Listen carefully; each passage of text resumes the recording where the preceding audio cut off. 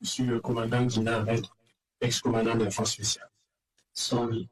Son Abdullah Sony. Ahmed Sony. J'ai été interpellé à la gare Rimbaud, à Niamey.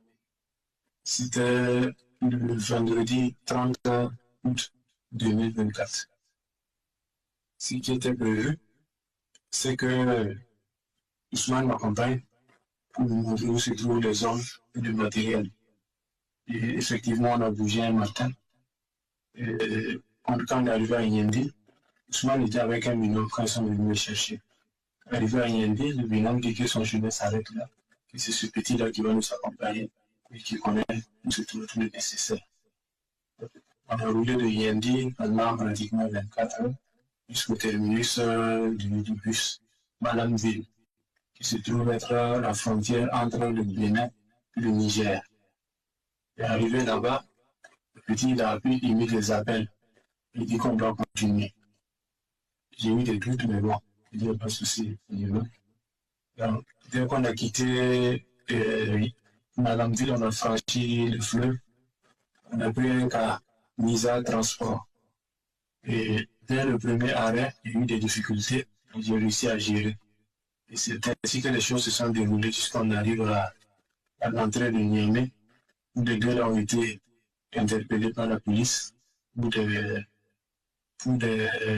comment ils disent ça, pour des contrôles approfondis. Et que s'ils n'ont rien contre eux, ils vont les relâcher avec le prochain calme.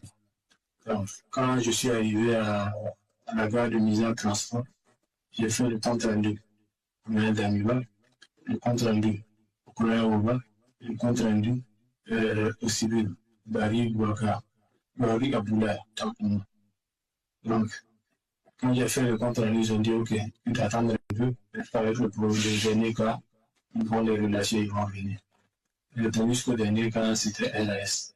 Donc, j'ai fait le compte rendu à Barry Aboula. Le dernier cas arrivé, c'est LAS. Et il me demande, mais comme ça, donc, que je fais pour moi. Il me dit, c'est une ville que je vois pour la première fois. Donc, je ne sais pas comment je dirais.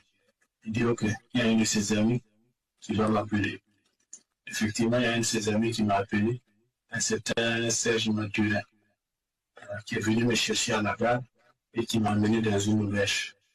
Barry Abdoulaye, c'est un journaliste. Normalement, les hommes, c'est initialement lui, Ousmane, qui devait me montrer où se trouve l'armement et les hommes et tout le nécessaire. Mais arrivé à Yendi, son binôme m'a fait comprendre que c'est lui qui sait où se trouve l'armement, les hommes et tout le nécessaire. Pour ce projet, nous avons fait appel à des mercenaires à travers Barry Abdoulaye. Ce sont des Centrafricains. Et moi, j'ai demandé le volume d'une compagnie, notamment 150 personnes, plutôt dotées de AK-47.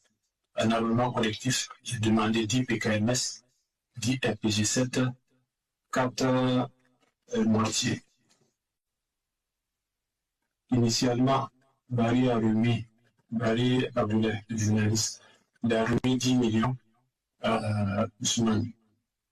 Mais apparemment, ils ne se sont pas compris.